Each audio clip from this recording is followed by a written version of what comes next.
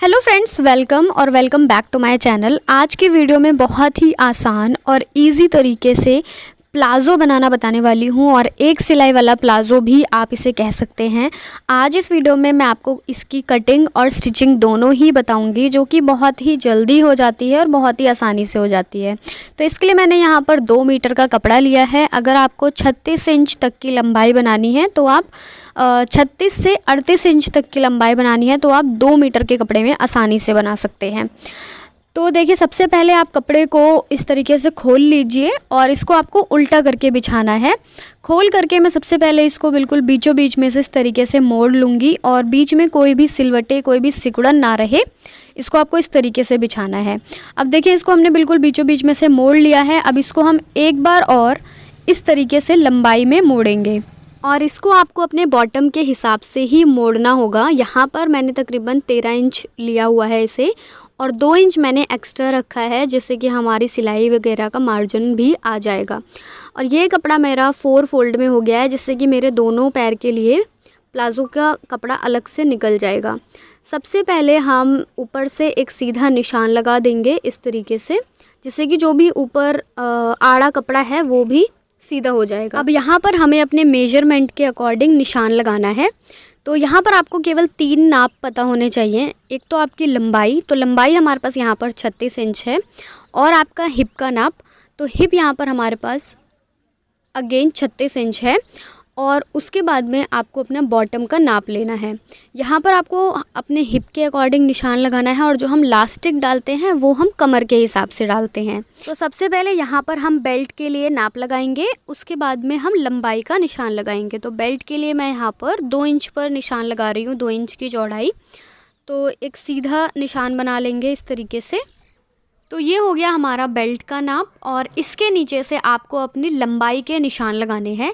यहाँ पर से आपको अपनी एग्जैक्ट लंबाई का नाप लगाना है, क्योंकि इसी में हमने अपना बेल्ट भी रखा है, तो इसमें आपको कुछ भी कम नहीं करना अपनी लंबाई में से। यहाँ पर हम जो लंबाई रख रहे हैं वो 36 इंच की तैयार लंबाई चाहिए हमें, तो हम यहाँ पर 36 इंच पर ही एक सीधा निशान लगा रहे हैं। और इसको देखिए, 3 तरफ निशान लगाकर मैंने एक सीधी लाइन बना ली है। अब इसके नीचे तकरीबन 1.5 इंच का मार्जिन लेते हुए मैंने इसको मोड़ने के लिए भी निशान लगा लिया है। अब देखिए, लंबाई का नाप लग गया, बेल्ट का नाप लग गया। अगला निशान आपको लगाना है अपने हिप के लिए। तो हिप के लिए मेरे यहाँ पर जो नाप है वो 36 इंच है। 36 इंच में आपको 4 इंच प्लस करना है, तो हमारे पास 40 इंच आ जाएगा। और आपकी जो भी हिप साइज है, अगर आपका हिप है 40 इंच तो भी आपको उसमें 4 इंच ही प्लस करना है, तो 44 इंच आ जाएगा। तो अगर हैवी साइज़ है तो आप उसके अकॉर्डिंग भी बना सकते हैं। यहाँ पर 36 में मैंने 4 प्लस किया है, 40 इंच आ गया है। अब उसका आपको 1/4 निकालना है, क्योंकि हमारा कपड़ा 4 भाग में रखा है, तो 40 का आपको 4 भाग में डिवाइड करना है। तो 40 का जब हम 4 भाग में डिवाइड करेंगे तो एक भाग हमारा 10 इंच का आएगा। तो इसमें से आपको 10 इंच पर निशान लगाना है, और आधा इंच एक्स्ट्रा लेंगे जो कि हमारा सिलाई में चला जाएगा। तो यहाँ पर 10.5 इंच पर निशान लगा दूंगी। अब इसके नीचे से हमें आसन के लिए नाप लगाना है। तो आसन के लिए आपका जो भी हिप साइज़ आए उसमें 2 इंच प्लस करना है। तो 10.5 में हम 2 इंच प्लस करेंगे तो 12.5 इंच आएगा। अब यहाँ पर आसन के लिए हम 12.5 इंच पर निशान लगा देंगे, और इस निशान को भी बिल्कुल सीधा कर लेंगे, एक बॉक्स जैसा बना लेंगे। और ये निशान लगाने के बाद इस साइड से हमें इसको थोड़ा सा एक्सटेंड करना है, जिससे कि उठने बैठने में आपको दिक्कत नहीं होगी और आपका प्लाज़ो कभी फटेगा नहीं। तो यहाँ पर मैं 2 इंच एक्स्ट्रा इसको निशान लगा रही हूँ, और यहाँ पर हमें इस तरीके से अपने आसन के लिए गोलाई देनी है। अब यहाँ पर आधा इंच एक्स्ट्रा रखूँगी सिलाई के मार्जिन के लिए। ये हमारा 12 तकरीबन 12.5 इंच, और नीचे मैं इसको आधा इंच थोड़ा सा एक्स्ट्रा करके रख रही हूँ।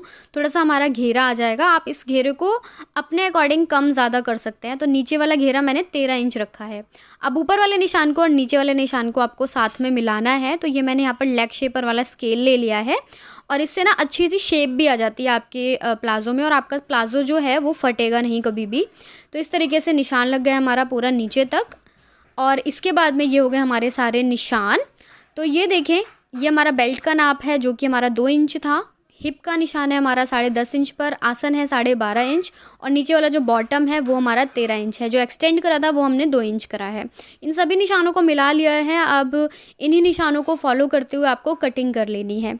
तो बहुत ही ईजी, और केवल 5 मिनट में हमने अपनी ये पूरी कटिंग कर ली है। इसको सिलाई करने का तरीका भी बहुत ही ज़्यादा आसान है। इसमें आपने पहले से ही मार्जिन रखा हुआ है, इसलिए आपको कटिंग करते वक्त कोई भी एक्स्ट्रा मार्जिन नहीं रखना है। तो सिंपली हमने इसकी देखिए पूरी कटिंग कर ली है और अब हम इसकी स्टिचिंग करेंगे। तो सिलाई करने के लिए आप अपने पूरे प्लाज़ो को खोल लीजिए और इस तरीके से आपके ये 2 अलग पार्ट आ जाएंगे। तो इसमें आपको सबसे पहले आसन वाले पार्ट को स्टिच करना है, सिलाई लगानी है। तो ये देखिए हमने आसन की सिलाई लगा ली है और इस तरीके से हमारा प्लाज़ो स्टिच हो जाएगा। अब इसको आपको बीच में से इस तरीके से पकड़ के खोल लेना है, तो आपके यहाँ पर 2 अलग अलग पाँचे बन जाएंगे। अब इसमें आपको देखिए जो नीचे वाला पार्ट है इसको इस तरीके से मोड़ना है उल्टी वाली साइड की तरफ और सिलाई लगा लेनी है। आप यहाँ पर कोई लेस लगाना चाहें तो आप लेस भी लगा सकते हैं। सिंपली इसको मैंने 1 से 2 बार मोड़ा है और यहाँ पर इस तरीके से सिलाई लगा दी है।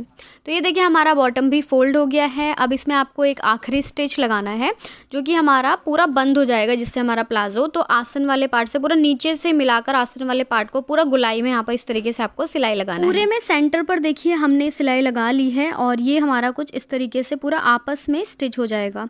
अब हमें इसकी बेल्ट बनानी है। तो देखिए ऊपर वाले पार्ट की तरफ ये हमारा बेल्ट वाला पार्ट है, इसको आप 1 से 2 बार इस तरीके से मोड़ेंगे और यहाँ पर पूरा देखिए इस तरीके से पूरी गोलाई में आपको सिलाई लगानी है। यहाँ पर थोड़ी सी जगह आपको छोड़ देनी है जहाँ पर से हम अपनी इलास्टिक डालेंगे और यहाँ पर इलास्टिक का नाप कैसे लेते हैं वो भी मैं आपको बताऊंगी और इसको डालते हैं और लगाते कैसे हैं वो भी मैं अच्छे से बताऊंगी।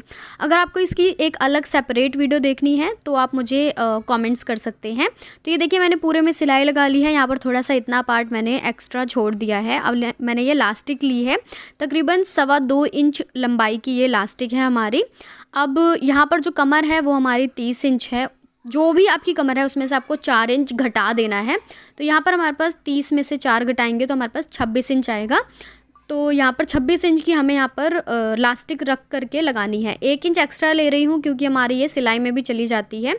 अब सिंपल हमें ये देखिए कटिंग कर ली है, इसके अंदर हमें यहाँ से इसको डाल देना है। किसी भी पिन की मदद से, ऑल पिन की मदद से आपको इसमें इसको डाल देना है। दोनों साइड से इस तरीके से बिल्कुल सीधी आनी चाहिए। आप इसको पहले चेक कर लें और दोनों को मिलाते हुए आपको इस तरीके से यहाँ पर सिलाई लगानी है। दोनों पार्ट्स को इस तरीके से मिला लेना है। यहाँ पर सीधी सिलाई लगाकर इसको जोड़ लेंगे। अच्छे से स्टिच करने के बाद इसको हमें अंदर की तरफ इस तरीके से इंसर्ट कर देना है और जो हमारा कपड़ा खुला हुआ था, जो पार्ट हमने बेल्ट का खोला हुआ था, उसको भी अब आपको बंद कर देना है। हमारी पूरी इलास्टिक भी बंद हो जाएगी। अब इस वाले पार्ट को भी आपको सिलाई लगाकर सिंपली बंद कर देना है। अब देखें इसको अच्छे से इस तरीके से खींच के सारे गैदर्स बिल्कुल एक बराबर हर तरफ हो जाने चाहिए। तो हल्का सा खींचते हुए आपको इसे सारे गैदर्स को एक बराबर कर लेना है। हर तरफ आपके जो ये चुन्नटें हैं वो आ जानी चाहिए। तो ये देखिए जो गैदर्स हैं वो बिल्कुल अच्छे से आ गए हैं हर साइड की तरफ। अब इसके बीचों बीच में एक सिलाई लगानी है, वरना जो आपकी इलास्टिक है वो पहनते वक्त मुड़ जाती है और पहनने में बहुत ज़्यादा दिक्कत आती है। अब इलास्टिक के ऊपर आपको सिलाई कैसे लगानी है, देखें मैं कपड़े को हल्का सा खींच रही हूँ और उसके बाद में सिलाई लगा रही हूँ। और जब भी आप कपड़ा छोड़ें तो आपकी जो सुई है वो अंदर की तरफ ही होनी चाहिए। तो इस तरीके से आपको पूरे में गुलाई में इस तरीके से सिलाई लगा लेनी है और ये हमारी सिलाई पूरी कंप्लीट हो गई है। इसके बाद में आप देखेंगे तो जो सारे गैदर्स हैं वो बिल्कुल इक्वली आए हैं और बहुत ही अच्छे से फिनिशिंग के साथ आ गए हैं। और ये देखिए हमारा जो पूरा प्लाज़ो बनकर तैयार हो गया है और बहुत ही जल्दी, बहुत ही इजी तरीका है ये प्लाज़ो बनाने का।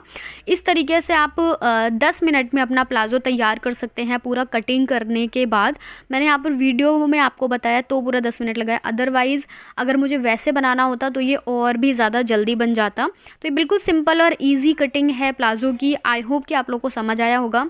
अगर आप इसे प्रिंटेड कपड़े में बनाएंगे तो और ज़्यादा खूबसूरत लगता है। तो आई होप कि मैंने आपको अच्छे से समझाया होगा और बहुत ही इजी आसान तरीका है ये बनाने का।